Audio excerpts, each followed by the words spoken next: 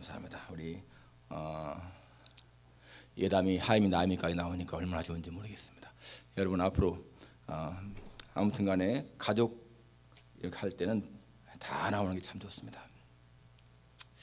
이 시간에 분노의 죄라고 하는 주제의 말씀을 증거하기 원합니다. 분노의 죄. 한교에서 어느 목사님이 성경 공부 교재를 만들기 위해서 복사하는 집에 가서 이제 얘기를 했는데 4만 원에 하기로 했습니다. 그래서 이제 맡겼는데 며칠 후에 찾아갔습니다. 가서 4만 원을 주고 타려고 그러니까 그 주인 여자분이 자기가 먼저 계산을 잘못했다고, 이게 6만 4천 원이라는 거예요. 그러니까 목사님은 아니 처음에 얘기할 때 4만 원 했으니까 4만 원 이상 안 된다고. 그 4만 원을 주니까 이 여자분은요, 그건 우리가 계산 잘못했기 때문에 6만 4천 원을 받는다는 겁니다. 그러니까 실갱이가 벌어지잖아요. 여기서는 못 주겠다, 저기서는 6만 4천 원을 내야 된다 하고 그렇게 막 하는데 이 여자분이 굉장히 이제 화를 내면서 옆에 있는 저기 남자 직원한테 야, 그 교재 다 갈리하게 찢어버려 소리치더니 목사님한테요, 됐어요, 가세요 그러는 거예요. 목사님도 굉장히 화가 났지만은 화를 낼 수가 없어서 그냥 나왔는데 너무너무 기분이 나빴습니다. 차에 앉아가지고서. 근데 그렇게 말이죠, 막 여자분이 야, 그 남자 직원한테 그 교재 갈가 찢어버려 하면 화를 내는데요, 그때 그 여자의 얼굴을 보니까 정말 마귀 같은 그렇게 아주 흉악한 모습을 보였습니다. 너무나 흉악한 모습을 본 거예요. 그 밖에 나가서 차를 타고 오려고 이렇게 이제 차 앉았는데 너무너무 기분이 상했습니다. 근데 갑자기 하나님의 이렇게 말씀 들리는 것 같았습니다. 이 목사야, 너 그대로 가면 안 된다. 그러면은 사람들이 예수 믿는 사람 어떻게 생각하겠느냐. 네가 목사인 것도 아는데 돈도 중요하지만은 그 사람들의 마음을 아우르는 것이 중요하다. 그러니까 가서 그 사람이 요구하는 거 다 주고 찾아라 그러는 거였어요. 그런 마음의 감동을 받으니까 마음이 좀 이렇게 평안해지고 차분해졌습니다. 그래서 들어가서 그 부인, 그 여자분한테 제가 생각이 짧았습니다. 죄송합니다. 제가 6만 4천 다 드리겠습니다. 그렇게 돈을 내놓으니까 그 여자분도 깜짝 놀라고 거기 직원들도 다 쳐다보면서 조용해진 거예요. 그러면서 이 여자분의 태도도 바뀌었습니다.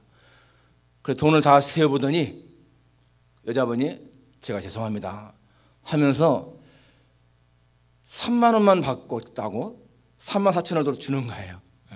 그래서 이 목사님이 아니라고, 그러면 소리 나는 거 아니겠느냐고, 그러니까 다 받으라고 했는다고. 그러니까 또 이 여자분은요, 아니라고 또 주겠다는 거예요. 3만 원만 받으면 되겠다고. 자기가 미안하다고 말이죠. 서로가 말이요, 주고 받고 막 밀고 땡기고 막 그랬습니다. 그때 이 목사님이 그 여자의 얼굴을 보니까 천사 같은 거예요. 천사. 사람의 얼굴이요, 이 악마 같은 그런 아주 흉악한 얼굴에서 천사의 부드러운 얼굴로 변하는데 10분도 안 걸리는 겁니다. 여러분 오늘 하루 지내면서 화 내신 분 안 계십니까? 손님들이 속을 상하게 했다든지 어떠한 경우든지 자, 오늘 화낸 적 없어요? 없으면 정말 다행입니다. 특히 교회에 같이 오는 날 차를 같이 타게 되면은 부부간에도 화낼 수가 있어요. 남자는 다 준비하고 나가 차 타는데 여자분이 안 나오면은 괜히 화가 나기 시작하고 말이죠. 그럴 때 있잖아요. 하여튼 이 화내는 거 참 절대로 좋은 것이 아니죠. 여러분 화내는 것 때문에 큰일 손해본 일 있지 않습니까? 많은 사람들이 아마 과거 속에 살아오면서 화내는 일 때문에 큰 손해난 그런 경험이 있는 사람도 있을 거예요. 오늘 이 본문에 이 가인이라고 하는 사람 최초의 살인자 아닙니까?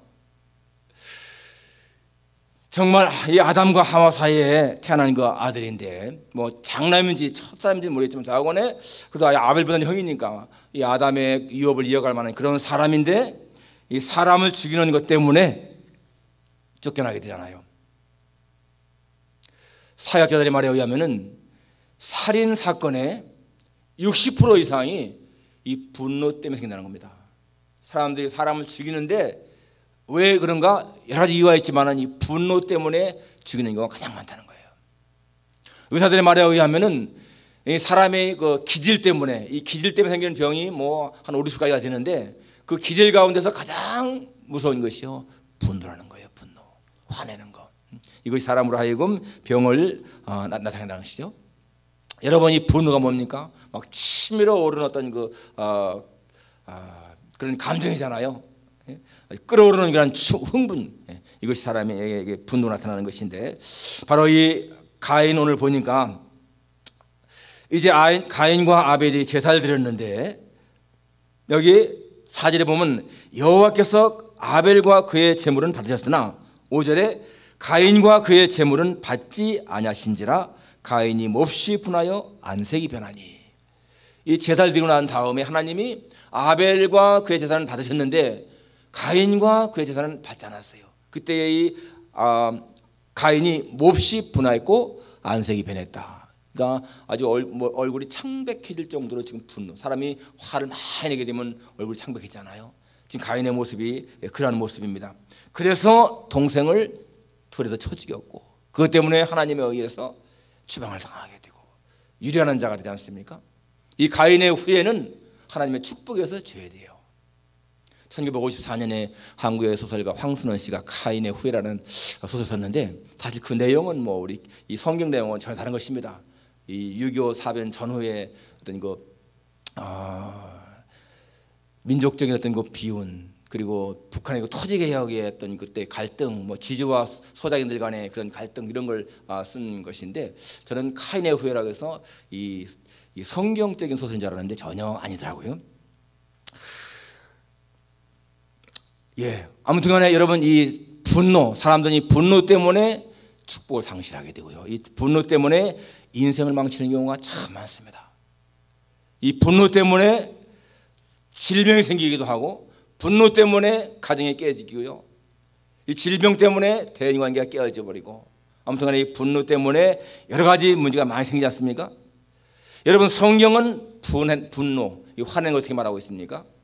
에베소 4장 26절에 보니까 분을 내어도 죄를 짓지 말며 해가 지도록 분을 품지 말라라고 했습니다. 그러니까 여러분, 사람이 분내는 거, 이거는 막을 수 없는 거예요. 사람은 누구나 분낼 수 있습니다. 그러니까 성경에도 분내지 말라 이것이 아니라 분을 내어도 죄를 짓지 말고 해가 지도록 분을 품지 말라. 분은 내되 날 수 있다. 그렇지만은 그거를 죄와 연결시키지 말라는 거예요. 분내면은 죄를 짓기 쉬우니까 하는 말이잖아요. 그리고 분내더라도 해가 지도록 분을 품지 말라. 해가 지기 전에 분을 풀어버리고 화해하라, 그것입니다. 그것이 성경이 가르치는 그런 내용인 것이죠. 오늘 이 가인의 이 분냄과 살인을 통해서 첫째로 우리가 생각할 것, 가인이 이렇게 분을 내면서 살인을 저지르게 된 이유가 무엇인가? 그 첫째 이유는 하나님의 처사가 불공평하다고 생각을 하고, 그리고 억울하다 생각했기 때문에 그렇습니다. 여기 4절 5절에 하나님이 아벨과 그의 제사를 받으셨는데 가인과 그의 제사는 안 받았어요. 가인이 생각할 적에는 하나님이 불공평하시다. 왜 똑같이 제사 드렸는데 왜 아벨 건 받으시는데 내 건 안 받으시는가? 하나님이 불공평하시다. 자기 나는 억울하다. 이런 감정이 있다는 거예요. 그런데 여러분, 왜 하나님이 아벨 제사를 받으셨죠? 히브리 11장 4절에 보니까 믿음으로 아벨은 가인보다 더 나은 제사를 드림으로 하나님께 의롭다함을 받았다라고 했습니다. 믿음으로 아벨은 제사를 드렸다는 거예요. 그 말은 무슨 말입니까? 가인은 믿음으로 드린 것이 아니라는 얘기죠. 그리고 또 이 아벨은 양의 첫 새끼와 그 기름으로 드렸다라고 나오는데, 이 양의 첫 새끼와 그 기름으로 하는 말 속에는 아주 그 최상급의 제물을 말하고 있어요. 최상급, 정성을 다한 그런 제물인데, 가인은 그냥 땅의 소산으로 제물을 삼아 이렇게 나오죠. 그러니까 이 제물 속에도 사실은 그 뭡니까? 제물의 이건 곡식이고 이거는 양인데 그게 중요한 것이 아니고 얼마나 그 제물에 정성이 들어가 있느냐, 그거죠. 정성. 최선을 다한 제물. 우리도 마찬가지입니다. 헌금 드릴 적에 헌금의 양이 많아져 그냥 그게 문제가 아니죠. 헌금의 양이 많아지냐 그것이 문제가 아니고 내가 할 수 있는 것 가운데서 얼마나 최선을 다했느냐. 그냥 눈에 보이는 100불, 10불 그 차이가 아니고 어떤 사람에게는 10불이 100불보다 큰 것입니다. 왜? 그 사람의 최선을 다했으니까. 그 예수님 말씀 아니에요? 두 랩돈 바친 과부가 제일 많이 됐다고 하는 것처럼 최선을 다하는 그런 자세, 바로 그것이 중요한 것인데, 여러분 오늘 이 가인에게는 그러한 것이 부족하다는 거예요. 아벨은 정말 최선을 다했고 가장 좋은 것으로 정성을 다해서 믿음으로 드렸는데 가인은 그렇지 않았다라는 것입니다. 그런데 겉으로 볼 적에는 별로 그렇게 표가 많이 안 납니다. 그런데 하나님은 중심 보시기 때문에 아는 거예요. 여러분 우리가 똑같이 나와서 예배드리지만은 어떤 사람의 그 예배는 하나님이 더 기쁘시게 받으시는가 하면은 어떤 사람의 예배는 아마 하나님이 덜 기뻐하실 거예요. 우리의 마음이 중요한 것이죠. 정말 예배 시간에 우리가 하나님 앞에 하나님의 은혜에 대한 감격 가지고 감사한 마음으로 예배 드리는가, 아니면 그냥 형식적으로 예배 드리는가. 여러분 형식적인 예배를 하나님이 기뻐할 리가 없잖아요. 그러나 정말 예배를 드리면서 하나님 이렇게 예배할 수 있는 시간 주신 것이 얼마나 감사한 것인가. 이 예배의 시간이 정말 소중함을 알고 하나님에 대한 감사하는 마음으로 드리는 그 예배라면 하나님이 기쁘시게 받으시겠 않겠어요? 우리는 여러분 이렇게 좋은 환경 속에서 이렇게 좋은 시설 가운데서 예배를 드립니다. 그런데 여러분 지금도요, 이 지구상에는 예배드리는 이 장소가 이렇게 좋은 장소가 아니라 그냥 정말 너무너무 열악한 가운데에서 예배드리고 핍박 가운데 예배드리는 사람들이 얼마나 많은지 모릅니다. 저 아프리카에 있는 나라에서는 막 그냥 이 뭡니까 모슬렘에 의해서 막 교회가 방화되고 무너지고 막 그러잖아요. 오늘 우리가 드리는 이 환경이 얼마나 감사한 것인가. 정말 감사한 마음으로 드리는 예배가 중요하다는 것입니다. 우리는 이 가인이 그렇게 하나님 앞에 최선을 다한 제사가 아니었다 하는 것을 우리가 알 수가 있어요. 그러면서도 자기가 한 거 생각하지 아니하고 하나님이 불공평하다, 억울하다, 그런 감정 때문에 지금 이렇게 분노하게 되는 것이죠. 또 한 가지 이유가 무엇인가 하면 시기심입니다. 시기심. 동생에 대한 시기심. 하나님이 동생 것도 안 받고 자기 것도 안 받았으면 아마 덜 그렇게 분노할 거예요. 그런데 문제는 동생 건 받으시고 자기 건 안 받으시니까 시기심 때문에 분노하는 것이죠.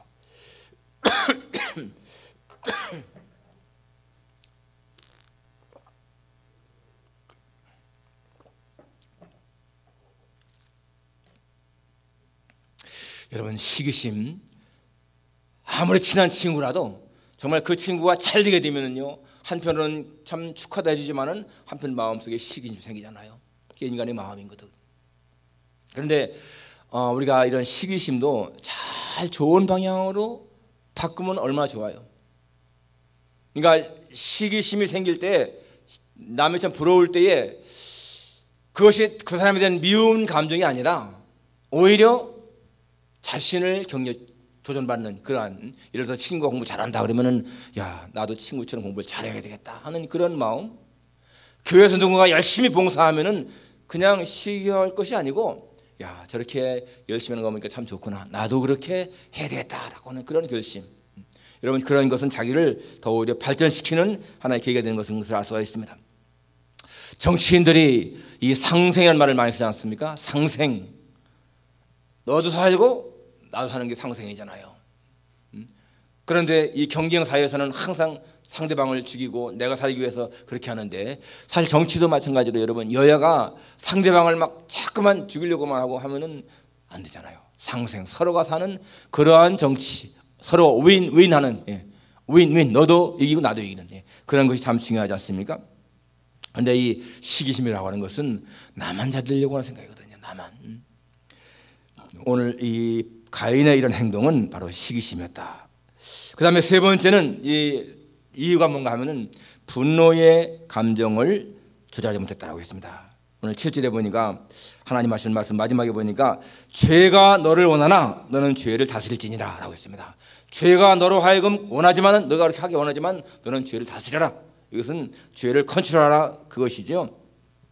사실 여러분 이 분노의 감정 컨트롤하는 거 굉장히 어렵습니다. 사실 사람이 화가 치밀게 되면은 이게 컨트롤이 안 되잖아요. 통제가 안 되잖아요. 여러분, 성경에서 하나님이 아주 온유하다고 인정한 사람이 누굽니까? 모세죠. 모세. 하나님께서 모세를 말씀하신 성경에 보니까 모세는 온유하기가 지면의 모든 사람보다 승했다라고 나옵니다. 그런데 여러분, 그 모세가 왜 가나안 땅에 못 들어갔죠? 그의 나이가 120세였습니다. 죽을 때가. 그때의 이 모세는 시력, 눈도 흐리지 않았고 기력도 쇠하지 않았습니다. 얼마든지 더 살 수 있는 그런 사람이었어요. 아마 이스라엘 백성들이 광야에서 40년이 아니라 50년을 방황했다면 모세는 그때까지 살았을 겁니다. 그런데 모세가 가나안 땅에 못 들어간 이유가 뭡니까? 민수기 20장에 나오잖아요. 이스라엘 백성들이 물이 없이 시내 광야에 설 적에 물이 없으니까 아론과 모세를 향하여 막 원망합니다. 너희가 우리를 광야를 꺼내서 죽게 하느냐? 여기는 마시는 물도 없다 하면서 막 그렇게 원망할 때에 모세가 하나님께 기도하니까 하나님이 반석 위에 서서 이 반석을 명해서 물을 내게 하라 그랬습니다. 그런데 이 모세가 그 반석에 서서 백성들을 향해서 이 반역한 백성들아 하면서 그러잖아요. 우리가 너희를 위해서 물을 내랴 하면서 지팡이로 반석을 막 2번 쳤거든요. 반석을 명해서 명령을 해서 물을 내라고 했는데 이 모세는 반석을 쳤습니다. 자기 지팡이로. 바로 그때에 물은 나왔는데 하나님 말씀이 너희가 나를 믿지 아니하고 백성들 앞에서 내 영광을 드리지 않았기 때문에 너희는 이 백성을 가나안 땅으로 이끌어가지 못한다 그랬습니다. 그것이요, 모세가 가나안 땅에 못 들어간 이유인 거예요. 저는 성경을 읽으면서요, 정말 마음에 안타까움을 느끼는 그런 데가 있는데 그게 신명기 3장에 나옵니다. 신명기 3장에 보면은 이런 말씀이 나오죠. 신명기 3장 25절에 모세가 이렇게 기도합니다. 신명기 3장 25절에 구하옵나니 나를 건너가게 하사 요단 저쪽에 있는 아름다운 땅 아름다운 산과 레바논을 보게 하옵소서. 신명기 3장 25절에 이 모세가 하나님께 그렇게 기도해요. 하나님, 나를 좀 건너가게 하셔서 요단 저쪽에 있는 아름다운 땅 아름다운 산과 레바논을 보게 하옵소서. 그런데 여호와께서 너희 때문에 내게 진노하사 내 말을 듣지 아니하시고 내게 이르시기를 그만해도 족하니 이 일로 다시 내게 말하지 말라. 하나님이 모세에게 아주 엄하게 말씀하세요. 다시는 이 일로 기도하지 말라. 모세는요, 하나님 나 좀 건너가서 저 아름다운 땅 아름다운 그 산을 좀 바라보게 해주십시오. 막 그렇게 기도했는데 하나님이 안 된다 했거든요. 그것이 왜 그랬느냐? 바로 이 사건 때문에 그랬다는 거죠. 그러니까 참 모세 너무너무 하나님 앞에 큰일을 많이 했지만은 한 번의 분노 때문에 그 감정 조절하지 못해서 그것 때문에 가나안 땅에 못 들어가고 말았잖아요. 그러니까 이 한 번의 이 감정 컨트롤 못하는 것이 여러분 얼마나 우리의 삶을 불행하게 하는 것인지 알 수가 없습니다. 그래서 이 감정을 잘 컨트롤해야 되는데, 물론 함부로 이렇게 모습처럼 밖으로 딱 분출하는 것도 문제지만은 화가 날 때에 오히려 딱 폭발시키면 낫지 않습니까? 그런데 안으로만 사귀는 그것도 여러분 굉장히 사람으로 하여금 병들게 하잖아요. 우리의 어머니들 세대 사람들은 화병이 많았습니다. 화병. 그 왜 그렇습니까? 화를 낼 수가 없거든요. 시집 가면은 뭐 벙어리 3년, 기모거리 3년, 소경 3년 그러잖아요. 그 9년 동안은 그냥 벙어리처럼 기모거리처럼 소경처럼 살아야 된다. 그러니까 여러분 화날 일이 얼마나 많은데 그걸 다 혼자 사귀니까 얼마나 우리의 부모님들을 참 화병 나게 했는지 모릅니다.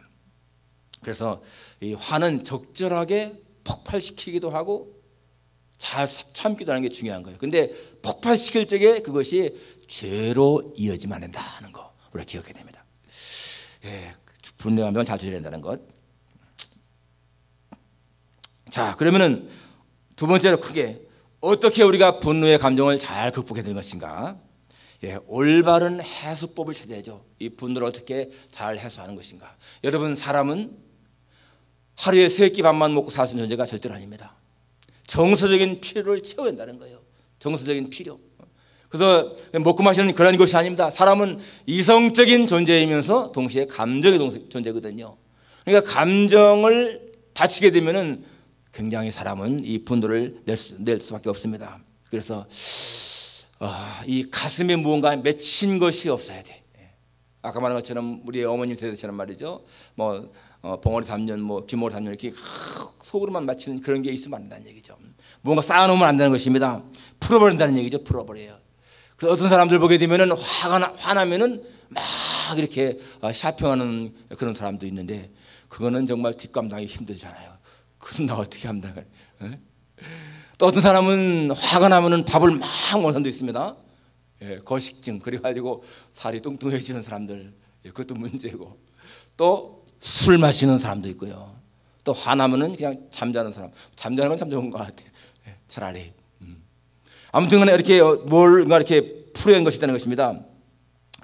여러분, 우리 어머니들 세대 그렇게 참 응어리진 게 많은데 그 푸는 방법 중에 하나가 뭐예요?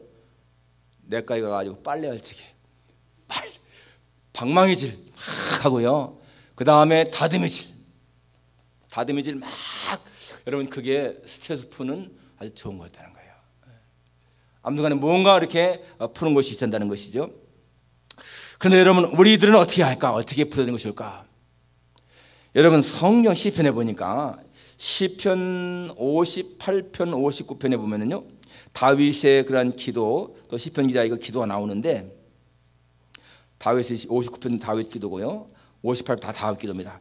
그런데 여러분, 이 다윗의 기도를 보게 되면요, 58편과 59절에 보면, 59편에 보면 하나님 앞에 기도하는데 원수들을 향해서 원수를 막 이렇게 해주십시오 하면서 그 기도하는 거 들어보십시오. 자, 58편 7절 보십시오. 6절부터. 하나님이여, 그들의 입에서 이를 꺾으소서. 여호와여, 젊은 사자의 어금니를 꺾어내시며 그들이 급히 흐르는 물같이 사라지게 하시며 겨누는 화살이 꺾임 같게 하시며 소매라에 가는 달팽이 같게 하시며 만삭되지 못하여 출생한 아이가 햇빛을 보지 못한 같게 하소서. 이거 여러분 굉장한 참 저주하는 말이잖아요. 그렇지만 온상에서 막 그렇게 하는 거예요.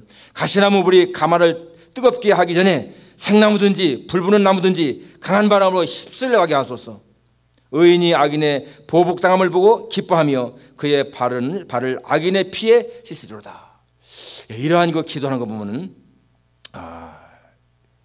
아주 그 악인들 갖다가 막 징계하는 그런 것을 말하고 있습니다. 59편에도 보니까 5절에 주님은 만군의 하나님 여호와 이스라엘 하나님이시오니 일어나 모든 나라를 벌하소서. 악을 행하는 모든 사람에게 은혜를 베풀지 마소서. 그런 내용 그 뒤에도 쭉 보면은 막 이렇게 하소서 저렇게 하소서 막 나오잖아요. 어떻게 보면 여러분 정말 기도할 때 우리가 하나님 앞에서 마음껏 그냥 하나님 앞에서 자기 마음의 울분을 막 토하는 거, 어쩌면은 여러분 우리의 그 분노를 사귀는 그러한 것인지 모르겠어요. 그래서 아무튼 우리는 기도를 통해서 이런 그 마음의 감정을 순화시키는 그런 것이 참 중요하다. 그리고 하나님 앞에서 우리의 마음을 정말 고백하고 토함으로 말미암아서, 그리고 하나님 앞에서 억울하면은 진짜 하나님 앞에서 울고 눈물 흘리고 그러면요 마음이 다 풀어지잖아요. 아무튼 건설적인 방향으로 우리는 이 분노를 풀어야 한다는 것입니다. 또 한 가지는 모든 문제의 시작은 내게 있다는 것을 기억해야 돼요. 여러분 여기 지금 이 가인 보세요. 가인, 하나님께서 하시는 말씀이 7절에 네가 선을 행하면 어찌나 들들지 못하겠느냐, 선을 행하지 아니하면 죄가 문에 엎드려져 있느니라. 네가 지금 왜 화를 내느냐 이 말이야. 내 재물이, 내 제사가 연락되지 않은 이유가 어디에 있는데 네가 왜 화를 내느냐. 문제는 너에게 있는데 네가 왜 화를 내느냐, 그 말 아니에요? 여러분 그렇습니다. 사실요 문제가 우리에게 있는데 우리들은 자신의 문제를 보지 못하고 남에게 책임을 전가하고 화낼 때가 많습니다. 요나서에 보게 되면 요나가 박넝쿨 때문에 기뻐하다가 벌레가 박넝쿨을 핥아본 거니까 화를 내잖아요. 그러니까 하나님이 네가 화내는 게 어떻게 합당하냐. 그때에 요나는 막 계속 화를 내잖아요.